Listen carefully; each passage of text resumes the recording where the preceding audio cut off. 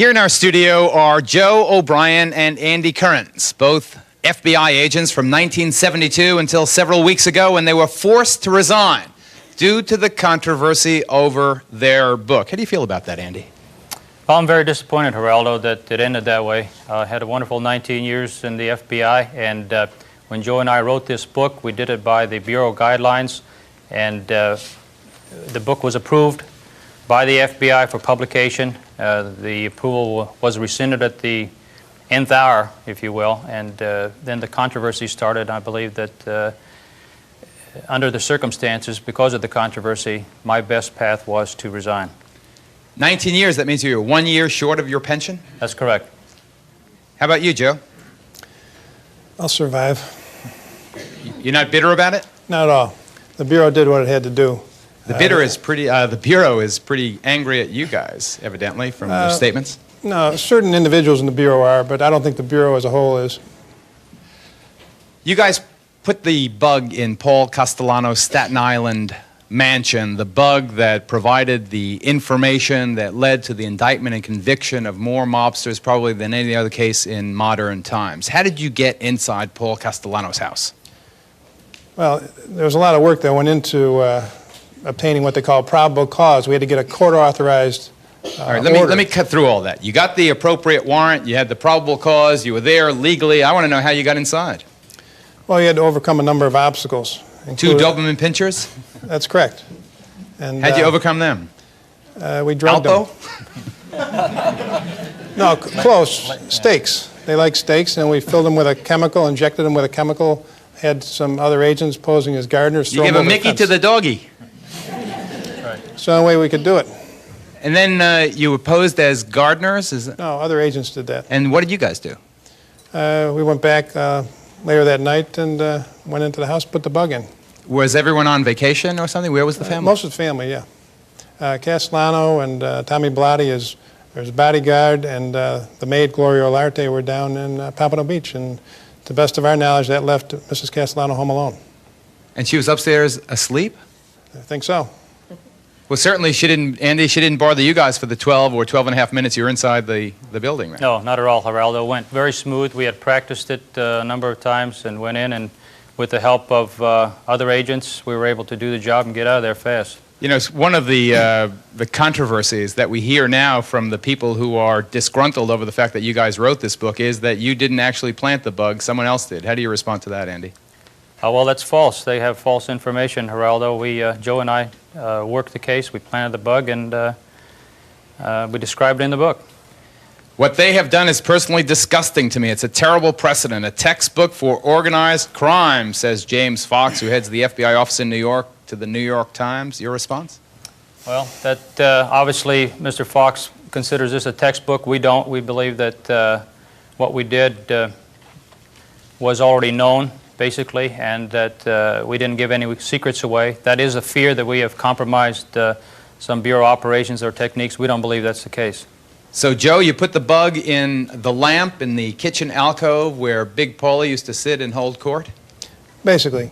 There are some slight modifications in where it was placed and everything, but these were done to protect sensitive sources and techniques. So I don't agree that we wrote a textbook for organized crime. If we did, and every mobster went out and bought the book, we'd probably sell another dozen copies, if the ones who could read bought it anyway.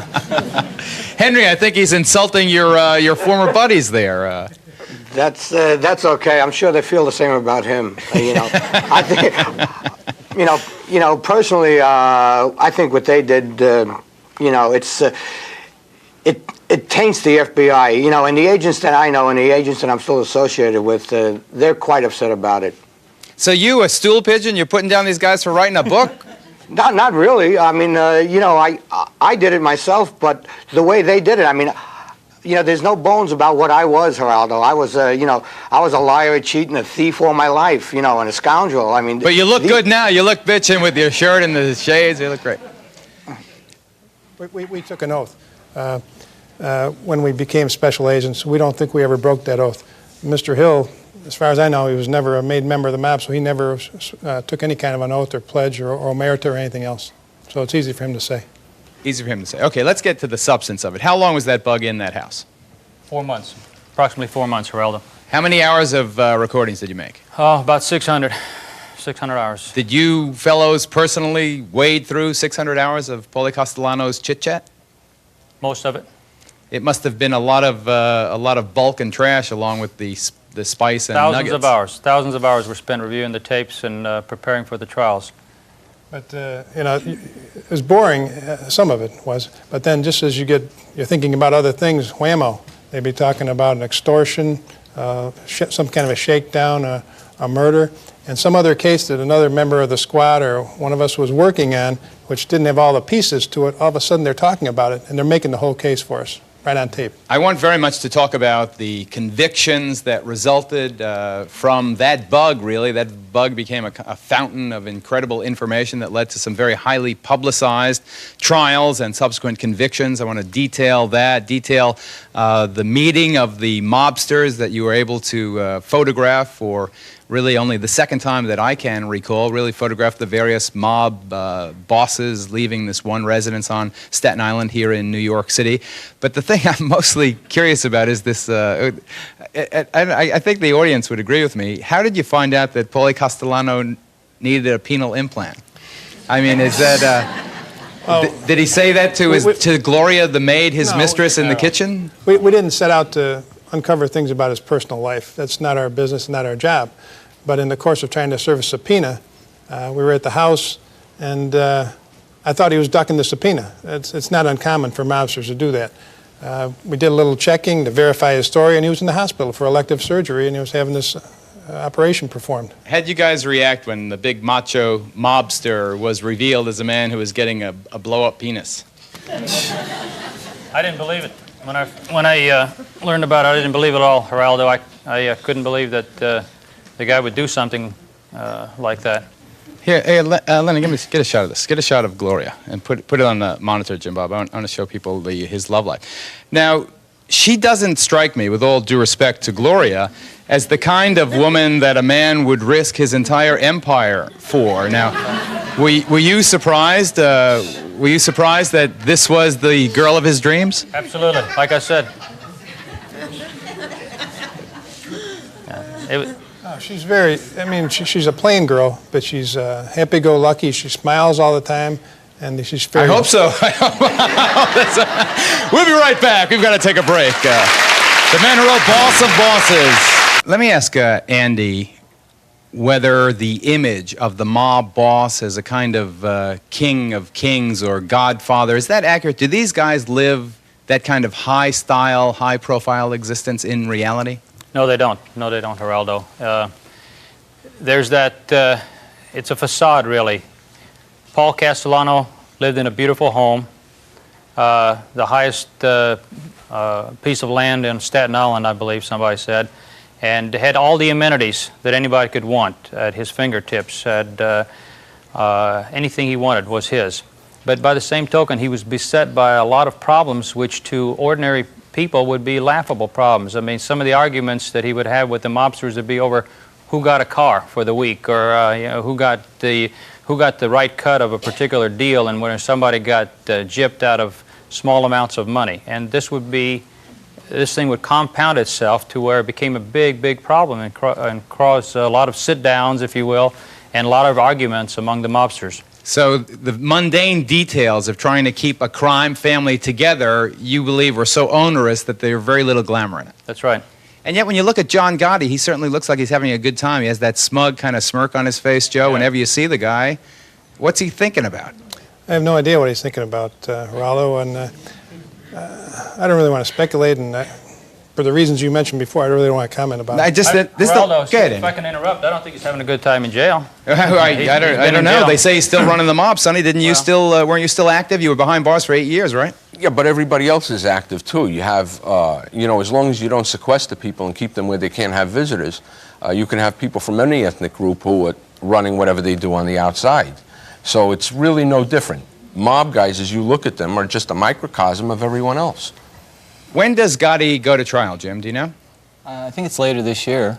It'd definitely be later this year. I was wondering if you had a I'm not month. sure of the date. No, but he's a very different style of mob boss. He goes throwback to the Al Capone type. You know, he's a lot of show. Most of the really effective bosses live very humbly. If you looked at Carlo Gambino's home or Carmen Galenti's home or a lot of the old bosses, they live in small little shacks almost. They don't want to draw attention to themselves by It's their that homes. flamboyance that allows the government to come in and hold him with no bail. That's right. They hold a guy with no bail, which is against the spirit of the Constitution, which one day they can turn on everyone else in America, you know, and it's because of that flamboyance that embarrasses the government. This is the last time, Andy Kurins and Joseph O'Brien, that I'm going to beat you up today, but I have to read this quote from FDI Director William Sessions, who is quoted in this week's Newsweek as saying, "Your book, quote, severely compromises efforts to put John Gotti behind bars," end quote.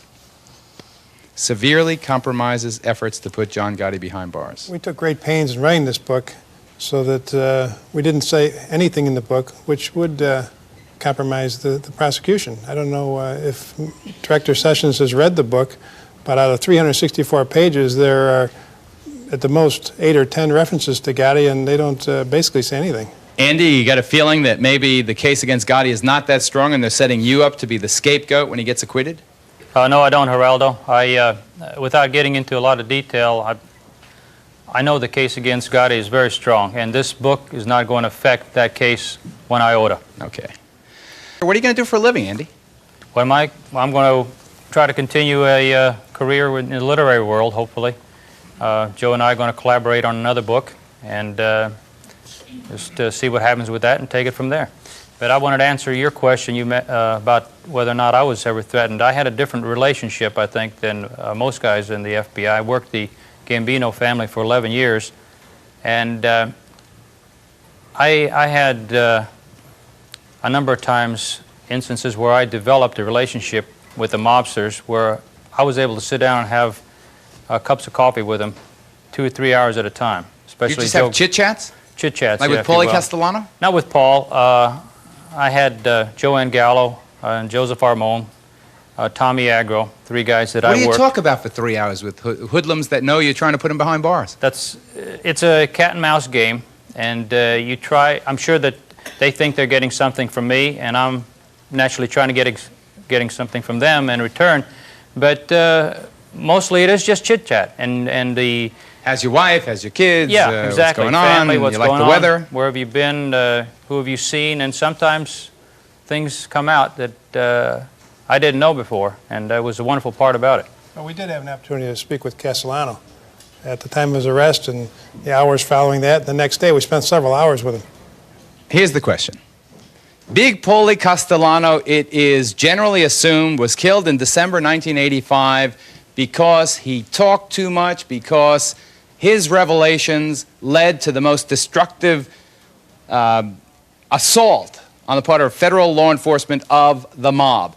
How do each of you feel? Here, I'm going to ask the question now and you answer it after the commercial break.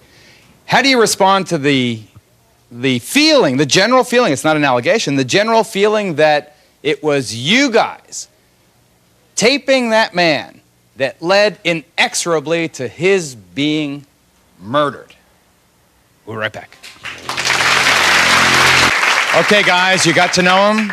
You know, it's curious. There are many times in my life where I've interviewed very, very bad people, real hoodlums, murderers, killers, dictators, etc. And for that 1 hour in which we sit talking, particularly when the camera is not on, you get to feel that, you know, there's a little bit of good in the worst of people, just as I'm sure there's a little bit of evil in the best of people.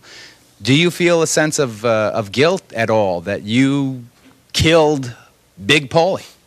I didn't kill him. Now, the planting of the bug, there's no doubt that that irreparably compromised his power and prestige in the mob.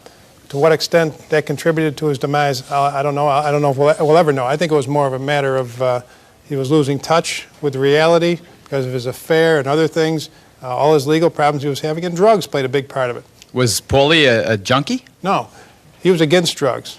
He believed in the 1957 Appalachian Edict against narcotics use and trafficking, but there was another faction of his family, crime family, under Anelia Delacoach, his underboss, which was involved in drug trafficking. And he was against it. Andy, how'd you react the moment you heard the news that Paulie was offed? 6 shots. in front of Sparks Steakhouse. Disbelief West 40, initially, right, East disbelief 40s. that it happened. But when I realized it was true, I tried to reach out for Joanne Gallo, and Joseph Armon to try to find out where they were, because my initial gut was that this was going to be an all-out war and that these two guys may be taken down as well. So you wanted to save them? Not really save them. I just wanted to maybe give them an opportunity, if they thought that this was a war, that they may want to cooperate.